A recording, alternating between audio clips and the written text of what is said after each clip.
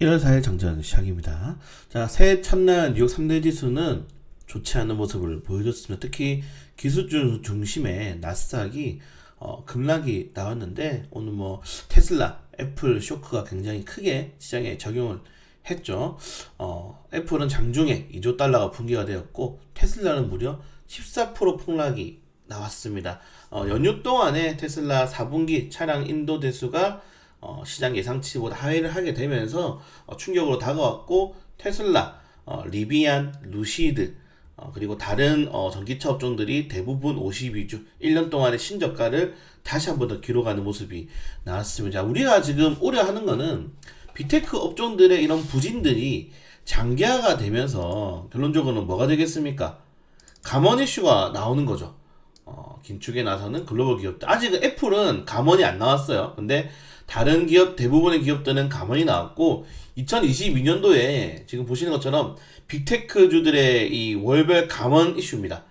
갈수록 감원 폭이 굉장히 커지고 있죠. 그 정도로 빅테크 업종들만 감원하는 게 아니고, 이런 빅테크 업종들의 감원은 결국 다른 중소형 기업들로 확대될 가능성이 크다라고 지금 전문가들이 예상을 하고 있습니다. 그 정도로 빅테크 업종들의 이런 부진한 흐름이 장기화될 것이다 라는 전망을 하고 있고, 특히 기술주 같은 경우에는 특히 경기 성장의 가치와 맞춰서 올라가는 업종들이죠. 많은 투자가 필요하고 시장을 점유하기 위해서는 많은 기관들이 필요한데, 그런 기관들이 이제는 꺾이는 시점이 아닌가라고 우려를 하고 있습니다. 그렇기 때문에 빅테크주들이 많이 있는 나스닥이랑 S&P 500 같은 경우가 더욱더 나폭을 2022년도에 키웠던 그런 흐름을 같이 보여줬기 때문에 빅테크 업종들의 부진은 우리나라의 뭐 성장주들, 네이버, 뭐 카카오, 그리고 기술주들 마찬가지죠. 삼성전자, SK하이닉스 이런 업종들의 부담감을 줄 수밖에 없는 그런 이슈다.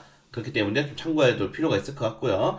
자, 그리고 여기 좀 반대되는 내용인데, 지금 빅테크주들의 감원의 이슈가 나오고 있잖아요. 근데 임금은 지금 계속적으로 오르고 있습니다. 이거 좀 잘 안 나올 것 같아서 지금 근로자 시간당 임금인데 전년 대비 상승률이 어마어마하게 커지고 있어요. 2012년도로 비교해 본다면은 굉장히 높은 이 가격을 나타내고 있는데, 실질적으로는 이적한 다음에 더욱더 임금이 올라가는 모습. 그러니까 지금 아무리 연준이 노동시장을 흔들려고 하더라도 이미 사업주 그리고 뭐 이제 오너들 같은 경우에는 2020년도에 팬데믹으로 인해서 사람들이 코로나가 무서우니까 직장을 다 사표를 쓰고 집에 가만히 있었잖아요. 그러니까 이미 사람이 없는 무서움을 아는 겁니다. 그렇기 때문에 사람들을 실직을 못하고 오히려 실직한 사람들을 데리고 오기 위해서 더욱더 많은 임금을 현재 사용하고 있는 걸로 나타났습니다. 물론 이것도 현재 경기 둔화 초입이기 때문에 경기가 본격적으로 둔화된다면은 빠르게 꺾일 수가 있겠지만은 단기적으로 연준의 이런 스탠스와는 정반대로 현재 시장이 흘러가고 있다는 점. 그래서 좀 전문가들이 지금 보시는 것처럼 인플레이션을 뭐 크게 요약하자면은 규칙으로는 인플레이션 잡을 수 없다라는 말이 있고, 아니 나머지는 그래도 시장이 어느 정도 조정으로 인플레이션 잡을 수 있다라는 이렇게 다양한 해석이 나오고 있습니다. 그러니까 지금의 이런 경제 지표 같은 경우에는 제가 늘 말씀드린 것처럼 과거의 경제 지표를 가지고 와서 대입시킬 수 있는 시장이 아니에요.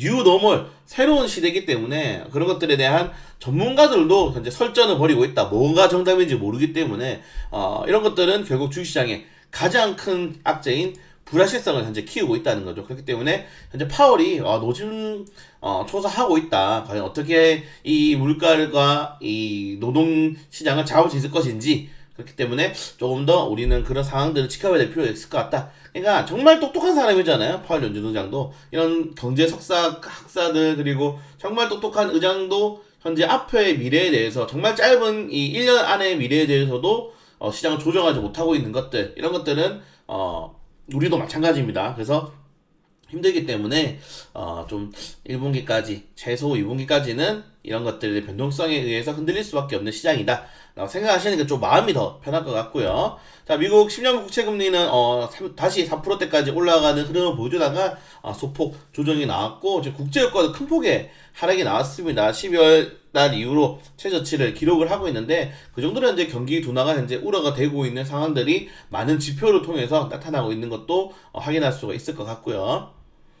네, 이 정도 내용까지만 좀 보시면 될 것 같고, 지금 중국이 역시나 중국발 입국자에 대해서 뭐 전 세계 현재까지는 뭐 14개 국가가 규제를 강화하고 있는데 여기에 대해서 상응 조치하겠다. 중국이라는 이 소국, 나는 땅덩어리는 크지만 마음은 소국이죠. 이 소국이 역시나 여기에 대해서 상응 조치할 것이다. 자기들이 2년 전에는 입국도 안 받아줬잖아요. 우리나라 사람들 기억나시나요? 그 정도로 미친 짓거리를 했던 나라인데 역시나 소국입니다. 소국. 중국이 아니고 소국으로 바꿔야 될 것 같아요. 그래서 상응 조치하겠다. 최근에 분위기 좋았던 뭐 한한령이라든가 이런 뭐 리오프닝 관련 테마주들에 대한 리스크들이 발생했다는 거 어제 이후에 다시 한 번 더 말씀을 드리고 싶고요. 그걸 제외하고는 사실은 유럽에서 지금 중국발 이 입국자 50%가 나왔다라고 했는데 일단 대만에서는 27% 많이 낮아졌습니다. 그렇기 때문에 입국자들에 대한 이 양성률과 그리고 규제가 어느 정도까지 확대 범위에 하는 거에 따라서 또 중국이 이런 상응 조치가 어디까지 나올 수 있을 것인지 좀 봐야 될 필요가 있을 것 같고요. 네, 그걸 제외하고는 뭐 큰 이슈가 없기 때문에 빠르게 넘어가도록 하겠습니다. 자, 증권사들이 뭐 1월 효과, 4월이 더 좋다라고 하는데, 증권사들은 여러분들 2022년도에 그 시장이 안 좋을 때 1000개 리포터 중에 매도 리포터를 고작 3개밖에 안 낸 사람들입니다. 이 사람들은 매도 리포터를 낼 수가 없어요. 자기 추천주들이 고객들이 가지고 있기 때문에. 그래서 증권사들의 전망은 그냥 매일, 매주, 매월 바뀐다. 입맛대로 바뀐다라고 생각하기 때문에 이런 뉴스들은 그냥 웃으면서 보시면 좋을 것 같습니다. 자, 그리고 애플, 뭐 테슬라, 그리고 유가 관련 테마주들이 급락이 나오는 모습이 나왔죠. 네, 급락이 나오면서 좀 시장을 끌어내리는 모습이 나왔고요. 네, 그리고 그렇기 때문에 시장이 앞으로 계속 안 좋아질 것이다. 그럼 사람들이 대체 상품을 샀겠죠. 이 대체 상품으로 이미 금 가격이 많이 상승을 하고 있다고 합니다. 그래서 금 관련 테마주들은 좋은 게 뭐냐면은 우리가 ETF로 추천할 게 아니라 금 관련된 주식을 산다. 컨테만 사시면 돼요. 그래서 최근에 제가 뭐 월요일날 화요일날 시황으로 말씀드리는 단타 종목들이 다 올라갔잖아요. 지금 미스터블루도 올라가고 뭐 다 올라가고 있는 모습이 났기 때문에 오늘은 엘컨텍 한번 장 초반에 수급 들어오면은 공략을 해보도록 하겠습니다. 자, 그걸 제외하고는 뭐 오늘은 좀 소소한 이슈들밖에 없기 때문에 좀 빠르게 넘어가면 될 것 같고, 최근에 정말 부진해요. 어제 같은 경우도 사실은 반도체 세액 공제 이슈가 나오지 않았다면은 시장이 무너졌겠죠. 근데 차라리 무너진다면 바닥을 보고 오는 게 훨씬 이득입니다. 뭐 이득은 아니겠지만 훨씬 지금 상황에서는 조금 더 좋지 않나라고 말씀을 드리고 싶어요. 왜 당분간에 뚜렷한 이슈와 일정이 없거든요. 2월달에 FOMC까지는 또 최소 한 달을 더 기다려야 되기 때문에 이런 것들을 본다면은 당분간은 좀 테마주 위주로, 그리고 대형주 같은 경우는 너무 부진할 거기 때문에 차라리 아예 바닥을 다지고, 우리가 흔히 말하는 뭐 대바닥, 쌍바닥을 다져야지 기술적으로라도 이게 수급이 들어올 수 있을 만한 타이밍이 생기는데 아직까지도 애매합니다. 왜? 전 이 부분의 전망이 2200포인트이기 때문에 좀 더 떨어져야 되거든요. 그래서 차라리 바닥을 찍고 올라오는 것이 조금 더 지금 시장에서는 낫지 않나 라고 생각되고, 바닥을 찍으려면 좀 더 떨어져야 되기 때문에 제가 어제도 말씀드리고 오늘도 말씀드리고 매주 말씀드리는데, 힘드신 분들은 주식 안 하시면 됩니다. 지금 다른 예적금으로 확정 수익이 날 수 있는 업종으로 넣으시고, 하반기를 기대하시는 분들은, 미련을 안 가지실 분들은 지금부터 천천히 월급 나올 때마다 모아가는 게 맞지 않나 라고 다시 한번 말씀을 드리면서 장재찬 여기까지 하도록 하겠습니다.